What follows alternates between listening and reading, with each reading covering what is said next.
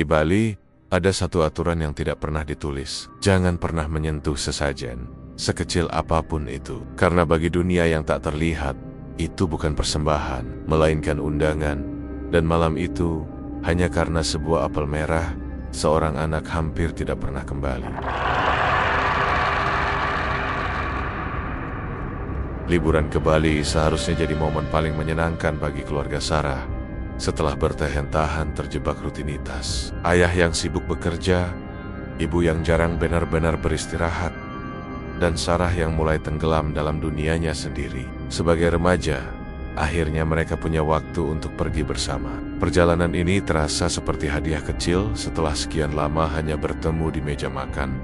Dengan obrolan singkat dan wajah lelah, Sarah ikut bersama ayah dan ibunya, tentu saja membawa adik kecil mereka, Nanda, bocah 9 tahun yang selalu penuh tanya, penuh energi, dan hampir tidak pernah bisa diam. Sejak tiba di Bali, Nanda terlihat paling bersemangat. Dari bandara sampai perjalanan menuju villa, matanya terus menempel ke jendela mobil, memperhatikan sawah hijau, patung-patung di pinggir jalan, dan pohon-pohon besar yang menjulang. Sesekali dia bertanya tentang hal-hal sepele. Kenapa hampir setiap rumah ada sesajen di depan pintu? Kenapa bau dupa terasa di mana-mana? Atau kenapa banyak kain kotak-kotak hitam putih melilit patung dan pohon? Sarah hanya menjawab seadanya. Sementara ayah dan ibu tersenyum, menganggap semua itu bagian dari keunikan Bali. Villa tempat mereka menginap berada di desa Gunung Tua, jauh dari keramaian kota. Jalan menuju ke sana cukup sempit, diapit hutan kecil dan kebun warga. Begitu mobil berhenti, suasana langsung terasa berbeda. Udara lebih dingin, lebih lembab, dan sunyi. Bukan sunyi tanpa suara, karena serangga malam bersaut-sautan, tapi sunyi yang aneh, seolah tempat itu jarang benar-benar tidur. Bangunan villanya cantik, tradisional, dengan ukiran kayu di hampir setiap sudut. Atapnya tinggi, pintunya besar, dan halaman depannya dipenuhi tanaman hijau yang rimbun. Ayah terlihat kagum, ibu sibuk memotret, dan Nanda langsung berlari ke halaman menghir kupu-kupu yang berterbangan.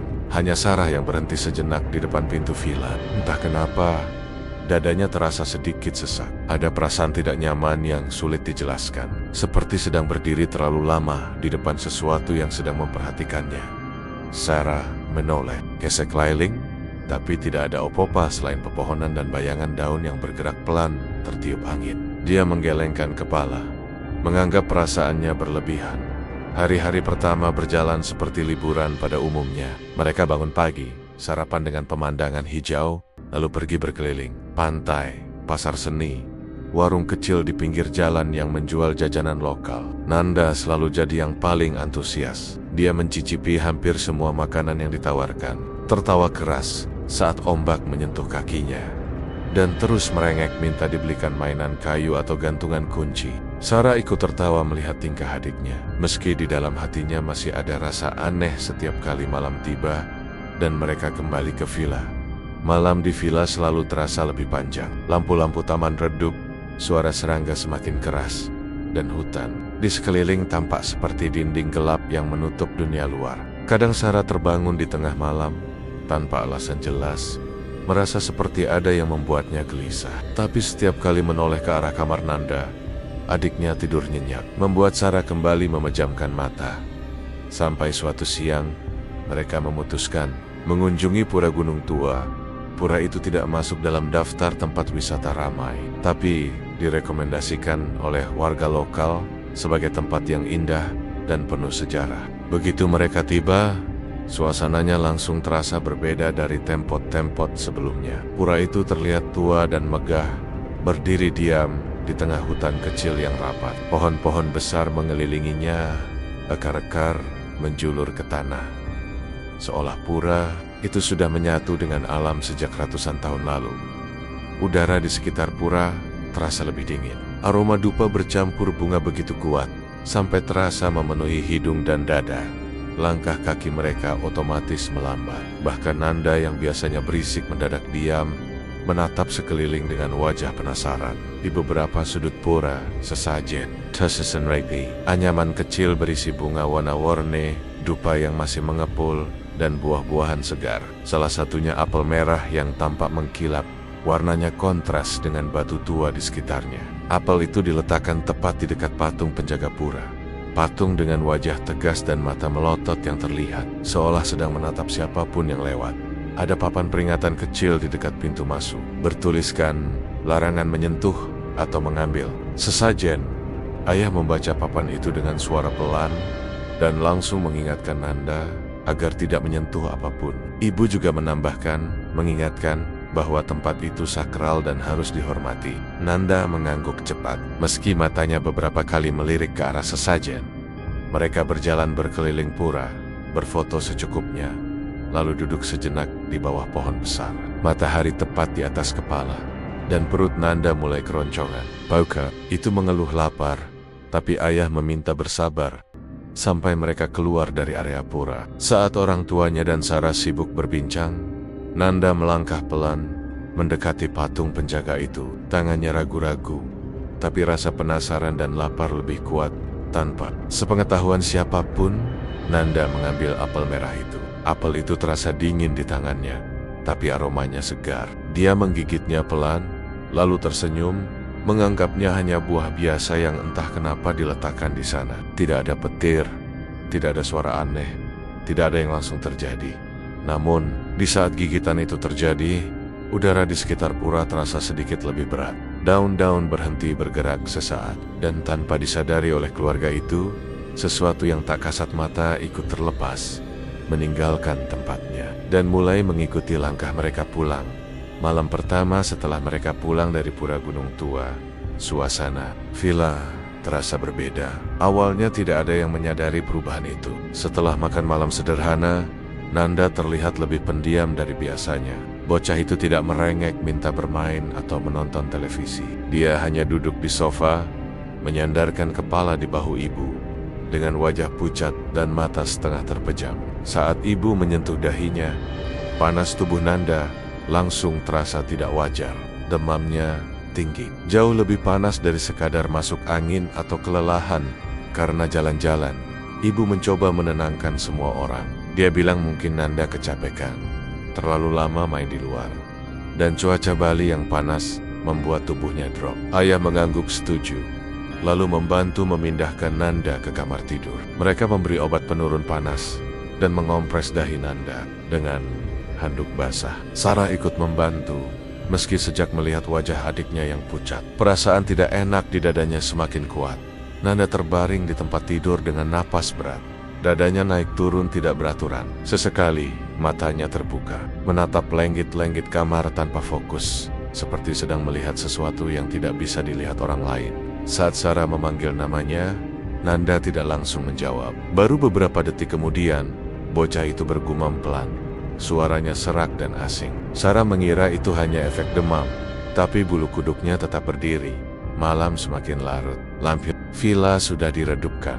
Ayah dan ibu bergantian menjaga Nanda, sementara Sarah memilih duduk di ruang tengah. Dia tidak bisa tidur. Ada rasa gelisah yang terus menekan pikirannya, seolah villa itu berubah menjadi tempat asing. Suara serangga malam terdengar lebih keras dari biasanya, seperti berlapis-lapis, mengisi setiap celah keheningan. Angin berhembus pelan, membuat dedaunan di luar bergesekan, menghasilkan suara yang mirip bisikan samar. Beberapa kali Sarah merasa seperti mendengar seseorang memanggil namanya. Sangat pelan, hampir tidak terdengar. Setiap kali dia menoleh, tidak ada siapapun. Jam dinding berdetak lebih keras dari biasanya, seakan menghitung waktu dengan sengaja. Sarah mencoba meyakinkan dirinya bahwa dia hanya terlalu lelah dan terpengaruh suasana gelap. Rasa haus memaksanya bangkit dan berjalan ke dapur untuk mengambil air minum. Lorong menuju dapur panjang dan sempit, diterangi lampu kuning yang redup. Langkah kaki Sarah terdengar jelas di lantai. Setiap tapaknya memantul dan kembali ke telinganya sendiri. Saat dia hampir sampai di dapur, lampu lorong berkedip sekali, lalu 2 kali. Sarah berhenti melangkah. Jantungnya berdegup lebih cepat. Lampu berkedip lagi, lalu menyala normal. Sarah menarik napas, mencoba menenangkan diri. Dia melanjutkan langkah, tapi tiba-tiba perasaannya berubah drastis. Udara di lorong terasa lebih dingin, dan ada bau aneh yang samar, seperti bau anyir bercampur dupa yang sudah lama padam. Sarah mengangkat kepala. Di ujung lorong, berdiri sesosok besar yang membuat seluruh tubuh Sarah membeku. Sosok itu menyerupai Barong, tinggi dan lebar, dengan bulu tebal dan wajah menyeramkan. Matanya besar, menyala samar, dan menatap lurus ke arah Sarah tanpa berkedip. Itu bukan patung, tidak mungkin patung, karena sosok itu sedikit bergerak, seperti bernapas pelan. Sarah ingin berteriak, tapi suaranya seolah tertahan di tenggorokan. Kakinya gemetar hebat, beberapa detik terasa seperti selamanya. Saat akhirnya teriakan keluar dari mulutnya, Sarah langsung memejamkan mata sekuat mungkin. Air matanya mengalir tanpa bisa ditahan. Saat dia membuka mata kembali, lorong itu kosong. Tidak ada apa-apa selain dinding, pintu dapur, dan lampu yang menyala normal. Namun bau anyir itu masih ada, menusuk hidung dan membuat perutnya mual. Gelas air di tangannya bergetar hebat. Sarah mundur perlahan, lalu berlari kembali ke ruang tengah dengan napas terengah. Teriakan Sarah membangunkan ayah dan ibu.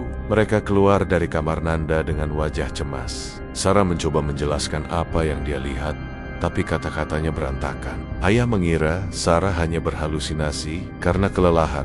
Ibu memeluk Sarah, mencoba menenangkannya. Meski wajah ibu sendiri tampak tegang, belum sempat suasana kembali tenang, ayah berjalan ke kamar mandi untuk membasuh wajah. Tidak lama kemudian, terdengar suara benda jatuh dari arah sana. "I bow down." Sarah menoleh bersamaan. Ayah keluar dengan wajah pucat pasi, matanya terbelalak, dan tangannya gemetar. Ayah tidak langsung bicara. Dia hanya menunjuk ke arah kamar mandi. Saat Sarah dan ibu mendekat, mereka melihat cermin kamar mandi dipenuhi embun tipis. Padahal ruangan itu tidak panas. Di atas embun itu, muncul tulisan yang jelas terbaca, seolah ada jari tak terlihat yang baru saja menuliskannya. "Kembalikan yang kau bawa." Ibu menutup mulutnya dengan tangan, nafasnya tercekat. Sarah merasakan jantungnya seperti berhenti berdetak. Tulisan itu perlahan memudar, embunnya menghilang, dan cermin kembali normal, seolah tidak pernah terjadi apa-apa. Tapi pesan itu sudah terlanjur tertanam kuat di pikiran mereka. Belum ada yang sempat berbicara. Jeritan keras tiba-tiba terdengar dari kamar Nanda. Suara itu bukan tangisan anak kecil. Suara itu berat, kasar, dan penuh amarah. Mereka berlari ke kamar, dan pemandangan yang mereka lihat membuat darah mereka serasa membeku. Tubuh Nanda menggeliat hebat di atas tempat tidur. Tangannya mencengkeram sprei. Kukunya menekan kuat sampai kainnya kusut. Matanya terbuka lebar, merah di sekelilingnya, dan pupilnya tampak lebih gelap dari biasanya. Mulutnya bergerak-gerak, mengucapkan kata-kata yang tidak mereka pahami. Terdengar seperti suara orang dewasa, berat dan bergetar. Sama sekali bukan suara bocah 9 tahun. Bahasa yang keluar dari mulut Nanda terdengar asing, berirama, dan membuat telinga terasa panas. Ayah dan ibu hanya bisa memanggil nama Nanda. Berulang kali memintanya sadar. Sarah berdiri terpaku di dekat pintu. Seluruh tubuhnya gemetar. Dia merasa seolah sedang melihat orang lain di tubuh adiknya sendiri. Tiba-tiba, Nanda berhenti bergerak. Kepalanya menoleh perlahan ke arah Sarah. Tatapannya tajam, penuh kebencian yang tidak seharusnya dimiliki anak kecil. Bibirnya bergerak, dan dengan suara rendah yang menusuk, dia berkata, "Ini bukan milikmu." Kalimat itu membuat Sarah teringat pada apel merah di pura. Dadanya terasa sesak, segalanya terasa terlalu cepat dan terlalu mengerikan untuk dicerna. Di luar villa, hujan mulai turun deras. Angin bertiup kencang, menggoyangkan pepohonan di sekitar. Petir menyambar, cahayanya menembus jendela dan menerangi kamar sesaat, memperlihatkan wajah Nanda yang masih tegang dan tidak wajar. Setiap kali petir menyambar, bayangan di dinding seolah bergerak sendiri. Ayah mencoba menelpon siapapun yang bisa dihubungi, tapi ponselnya tidak mendapat sinyal. Ibu mencoba ponselnya sendiri, hasilnya sama. Villa itu seperti terisolasi dari dunia luar. Hanya suara hujan, petir, dan napas berat Nanda yang memenuhi udara. Dalam kepanikan, Sarah tiba-tiba teringat pada satu orang. Pak Wayan, pemilik villa. Pria tua itu Sejak awal terlihat sangat menjaga sikap terhadap villa dan desa itu. Cara bicaranya selalu pelan dan penuh kehati-hatian, seolah dia tahu sesuatu yang tidak diketahui tamu-tamunya. Ayah segera mengangguk dan mengambil senter, lalu berlari keluar villa menerobos hujan deras untuk memanggil Pak Wayan yang tinggal tidak jauh dari sana.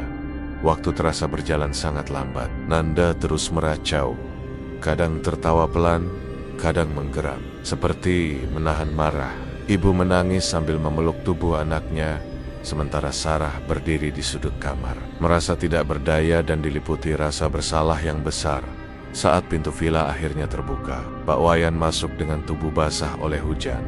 Wajahnya serius, bahkan sebelum melihat keadaan Nanda, begitu matanya tertuju pada bocah itu, ekspresinya berubah semakin tegang. Pak Wayan mendekat perlahan, mengamati Nanda tanpa menyentuhnya. Dia menghela napas panjang, lalu menatap ayah dan ibu Sarah dengan tatapan berat. Dengan suara rendah dan tegas, Pak Wayan berkata satu kalimat yang membuat ruangan terasa semakin dingin. Anak ini. Pak Wayan berdiri di tengah ruang tamu villa dengan wajah serius, diterangi cahaya lampu yang bergetar karena angin. Suaranya pelan, tapi setiap katanya terdengar tegas dan berat, seperti membawa beban yang tidak main-main. Dia menjelaskan bahwa apel yang diambil Nanda bukan sekadar buah biasa atau hiasan sesajen. Apel itu adalah umpan, pengikat antara dunia manusia dan dunia roh penjaga pura. Benda itu sengaja diletakkan sebagai simbol persembahan, dan ketika diambil serta dimakan, ikatannya terputus dengan cara yang salah. Pak Wayan mengatakan roh penjaga pura merasa terganggu, bahkan marah, bukan semata karena apel itu hilang, tetapi karena batas antara dua dunia telah dilanggar tanpa izin. Jiwa Nanda yang masih lemah dan polos menjadi sasaran paling mudah untuk diikuti. Itulah sebabnya, sejak meninggalkan pura, sesuatu menempel dan terus mendekat, menunggu saat yang tepat untuk mengambil alih. Tidak ada waktu untuk menunggu sampai pagi. Pak Wayan menegaskan bahwa semakin lama mereka diam di villa, semakin besar risiko yang dihadapi Nanda malam itu juga. Meski hujan belum reda dan angin masih menggoyangkan pepohonan, mereka harus membawa Nanda ke Balai Banjar untuk melakukan ritual pembersihan. Ayah menggendong Nanda yang tubuhnya masih panas dan lemas, sementara ibu berjalan di sampingnya, sambil terus memeluk tangan anaknya. Sarah mengikuti dari belakang, jantungnya berdegup kencang, pikirannya penuh rasa takut dan bersalah. Balai Banjar tampak redup diterangi cahaya obor. Api obor bergoyang tertiup angin, menciptakan bayangan panjang yang bergerak di dinding kayu. Aroma dupa begitu kuat, bercampur dengan bau tanah basah dan asap hujan. Beberapa warga adat sudah berkumpul. Wajah-wajah mereka serius, seolah sudah memahami apa yang sedang terjadi, tanpa perlu banyak penjelasan. Suasana terasa sakral dan mencekam, membuat Sarah merasa seperti melangkah ke tempat yang bukan milik dunia biasa. Nanda dibaringkan di tengah ruangan, di atas tikar yang sudah disiapkan. Tubuhnya kembali bergetar pelan, nafasnya tersengal. Dari bibirnya keluar gumaman yang tidak jelas, kadang terdengar seperti tangisan, kadang seperti geraman tertahan. Ibu menahan tangis, sementara ayah berdiri kaku, berusaha terlihat kuat meski matanya merah. Pak Wayan mendekati Sarah dan memintanya maju ke depan. Dia menyerahkan sebuah cermin kecil dengan bingkai sederhana, tampak tua dan dingin saat disentuh. Pak Wayan berkata bahwa cermin itu adalah cermin suci, digunakan untuk melihat pantulan jiwa. Sarah diminta berdiri tepat di depan Nanda, memegang cermin itu menghadap ke wajah adiknya. Tugas Sarah hanya satu, memanggil kembali jiwa Nanda yang mulai menjauh. Sebelum banner-banner ditarik ke sisi lain, tangan Sarah gemetar hebat saat menerima cermin itu. Kakinya terasa lemas, tapi dia memaksa berdiri. Saat dia mengangkat cermin, pantulan wajah Nanda terlihat pucat dan asing. Tangisan Sarah pecah tanpa bisa ditahan. Dia memanggil nama adiknya pelan, lalu semakin keras, mencoba menembus kesadaran Nanda yang kian menjauh. Di balik pantulan itu, Sarah melihat sesuatu yang membuat nafasnya tercekat. Di belakang tubuh Nanda, berdiri bayangan lain. Sosok itu tinggi, gelap, dengan mata merah menyala yang menatap lurus ke arah cermin. Sarah ingin menjerit, tapi Pak Wayan sudah berpesan agar dia tidak memalingkan wajah dan tidak berhenti memanggil. Dengan suara bergetar, Sarah mulai mengingatkan Nanda tentang hal-hal sederhana, tentang rumah mereka, kamar yang selalu berantakan karena mainan, tentang janji Nanda untuk kembali ke pantai dan bermain pasir lagi. Dia berbicara tentang ibu dan ayah yang menunggu, tentang hal-hal kecil yang hanya dimengerti oleh seorang kakak dan adik.